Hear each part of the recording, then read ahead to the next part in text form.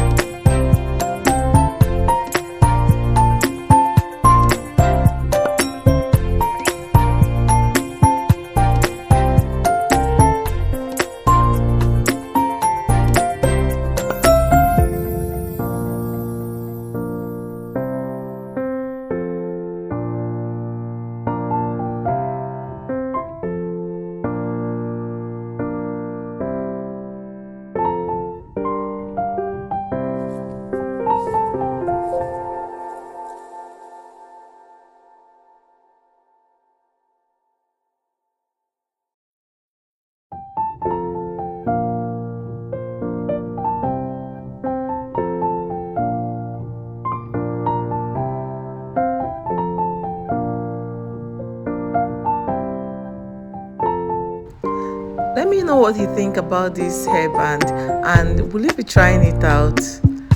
Share your thoughts at the comment section because I'll be reading them. Until my next video, stay safe out there and make the right choices all the time. See you in my next one. Bye.